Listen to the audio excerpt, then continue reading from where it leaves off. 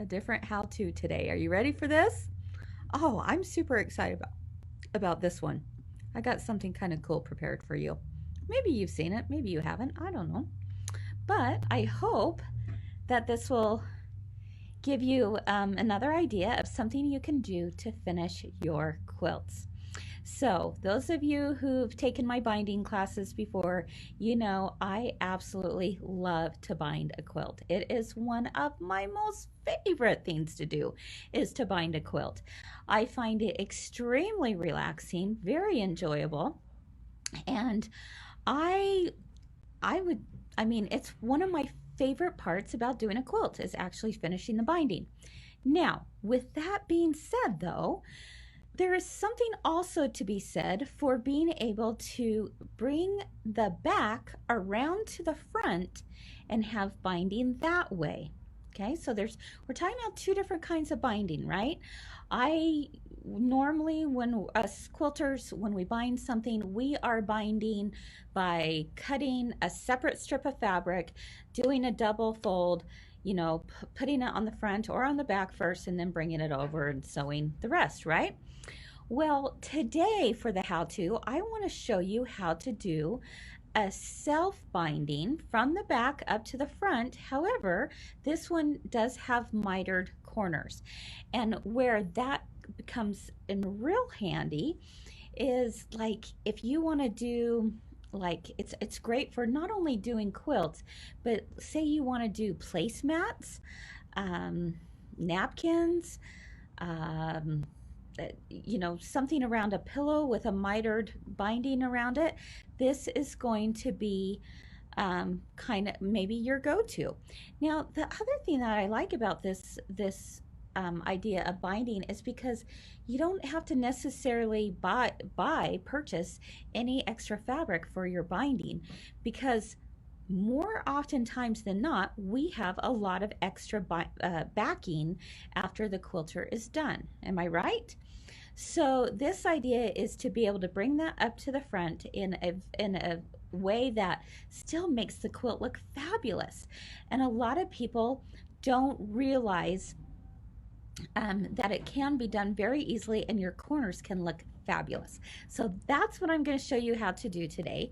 And I have a little example here. Isn't this cute, this little lemonade fabric and then the plaid.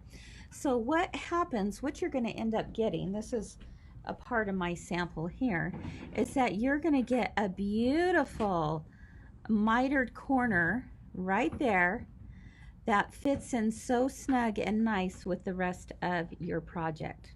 All right, so let me go ahead and show you how that is done. So let's come over to the cutting station right here. I'm going to bring this down a little bit, and I'll pull out an example for you. Okay, so this is just my little example. Again, this can be whatever size you want it to be, all right?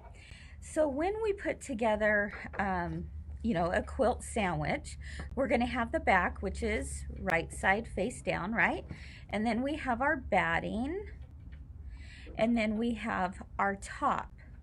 And so this is what it will usually look like when it comes back from the quilter, is that it will be quilted, right? And you have batting that's sticking out, and you have a backing that's sticking out. Am I right?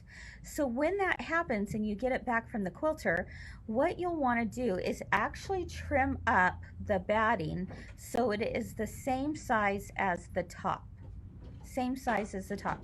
So I'm going to just quickly do that right now. This is kind of an out of order thing because normally this would have been quilted, right? But for the sake of doing this video, I'm just going to quickly show you that I'm going to pretend that this was trimmed up to be the same size as the top. So I'm just, for my little example here, I'm doing an 8 by 8. Okay. All right. So back to my backing, my batting, and my top. Now, before I show you how to do the miter, let me show you something else that's kind of cool. I've talked about this before, but it's definitely something I want to talk about again, and that's a product called Quilter Select Free Fuse. And when it comes time to sandwich a quilt together, especially if you were doing this on your domestic machine, you don't have to do this when you're doing it on a long arm. But if you're doing it on a domestic, you would need a way to fuse all three layers together to make a quilt sandwich, right? And a lot of people will use safety pins, and I hate doing that because I just think it's such a pain. And a lot of people will use 505 spray, but that's not my favorite because I can't stand the smell of it, right? And all those fumes going everywhere. So my go-to product is the Free Fuse, because what it is it's a semi-permanent fusible powder. So it's like a salt shaker. All you have to do is sprinkle just a little bit, and a little bit goes a long way. It is just a very light sprinkle. I know you can't see that very well. And I'll go ahead and put a little bit on there for right now too. And there we go.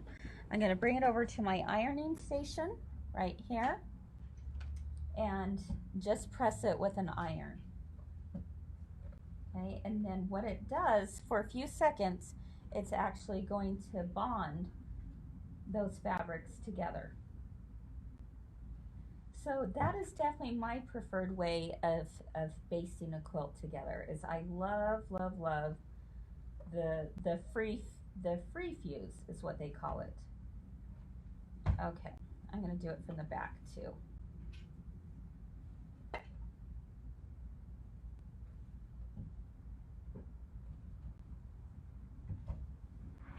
Now you can see that fabric isn't going anywhere. It's all fused together. And thanks to this, I didn't have any fumes and all that stuff.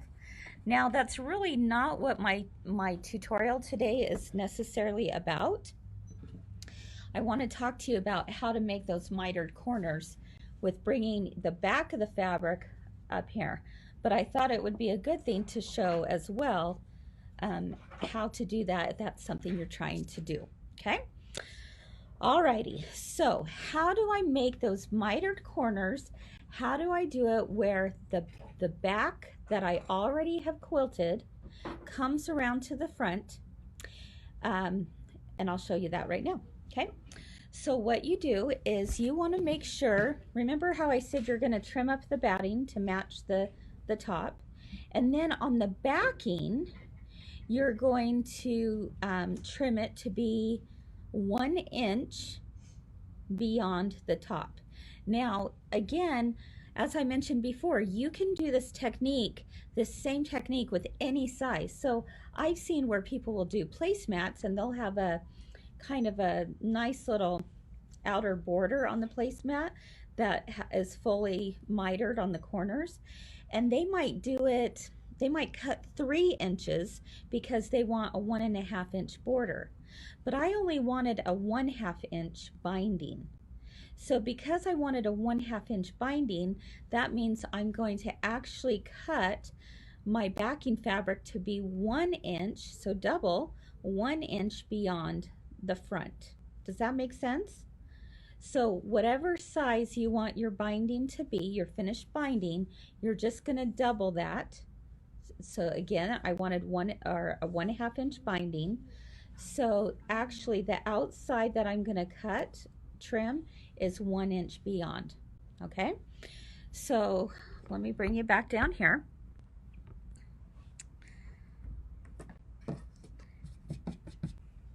Now I've seen lots of ways that people do this. I've seen where they will fold it in once and then fold it in again, and they'll do the same thing here and they'll fold it in again. But what's the problem with that? Well, the problem is it doesn't look that great, right? Because it's not a mitered corner. And you end up getting a ton of bulk right there, which is a lot of extra fabric. Okay, so you don't want to do that. So what you'll do is you'll take your ruler, and with this open, let's see, pull this over here. Whoops, nope, that way. Okay, with this open, I'm going to find the 45-degree angle on my ruler. So I know you probably can't see that very well, but this line says 45 degrees because I want to cut at 45 degrees. So I'm just going to line up the 45 degrees along the top of my piece. 45 degrees, and then I need to push this so it goes a 1/4 inch beyond the corner, my top corner. So I'm just going to push this out. Again, my 45-degree angle is lined up right along the top, so I know that I'm at the proper angle. I'm a 1/4 inch beyond. Let's see if I can get you up a little bit closer. A 1/4 inch beyond the corner, okay? So ruler, 45-degree line, a 1/4 inch beyond, and now I'm going to trim. There we go. I just cut off that little corner right there. And then I'll go around and I'll do the same thing on the next side. I'm lining up my 45-degree angle along the top here. I extend this out, my ruler out 1/4 inch beyond the corner. Sometimes you got to just play around with it a little bit to get your ruler in the right place. Okay, now that it's a 1/4 inch beyond, I'm going to trim that. And there we go. So what you'll do is you'll do that on all 4 corners, and it's going to look something like this. Okay, when you're done. All right, now at this point, what you want to do is you're going to, let me grab something real quick. I'm going to grab my wool mat so that I can press right up here by the camera. Okay, so now it looks like this. What you'll want to do is you fold this in towards the quilt top, and you stop there and you press it.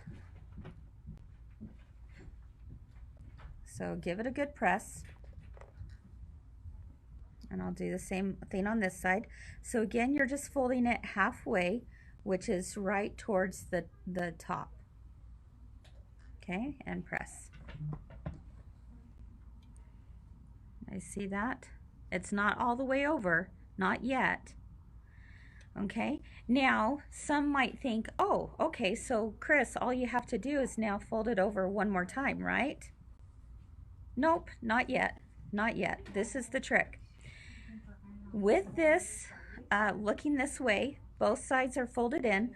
Now I'm going to fold this in half where that angle was. I'm going to fold it in half backwards on top of itself, just like that. So again, I'm just following the angle.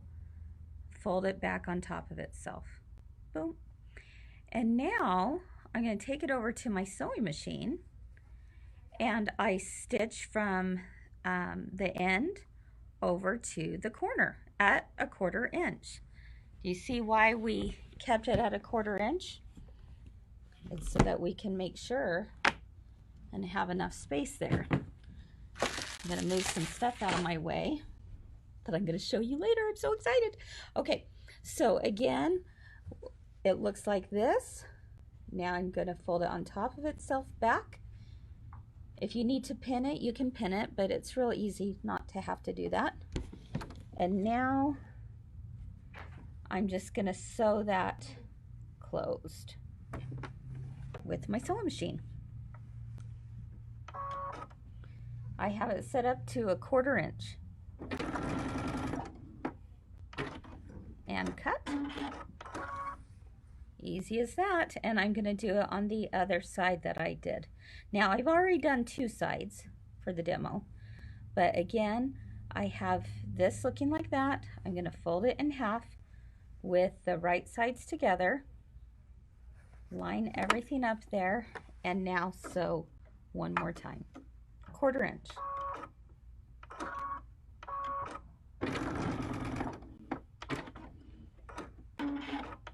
Okay, that's how easy it is, my friends. So let me, hopefully I didn't make you sick there. I'm going to do one more thing. I'm going to trim this seam allowance up a little bit. Do you see how much extra fabric is in there? So I'm just going to kind of snip it on both ends just to get rid of that extra bulk, and I'll do the same thing on this one. Okay, I'm going to take my fancy little R&K tool, which I absolutely love, and I'm just simply going to pull that out. Easy peasy. Oh my goodness, this is so cute. Okay, again, such an easy way to bind, or to even do like placemats or something. Another thing I would probably do, which I didn't show you, I would probably backstitch, just saying. Okay, and I did not do that, but I would definitely backstitch because these are wanting to come out. Do as I say, not as I do. Okay, so I'm just poking that out with my little R&K tool here, and there we go. See how that just comes out and over, and it makes it a perfect corner. Ta-da!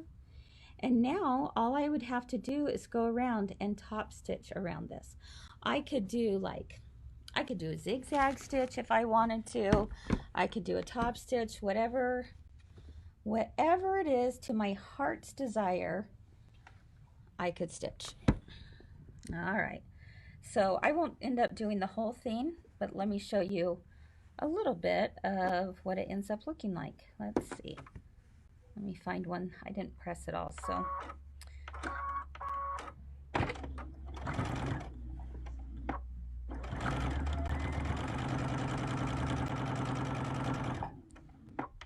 There you go. And I probably shouldn't have started at a corner, so that I could have just gone around, but you guys get the idea, right? Okay. Oops.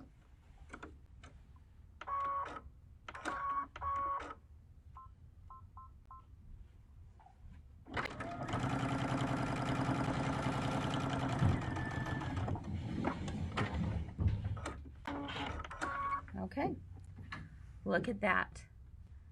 A beautiful mitered corner right there that was brought up from my backing fabric. I didn't have to cut anything separate, and look how it's just sewn in right there. Isn't that awesome? Oh my gosh, it's absolutely perfect. Like, dang, that was good.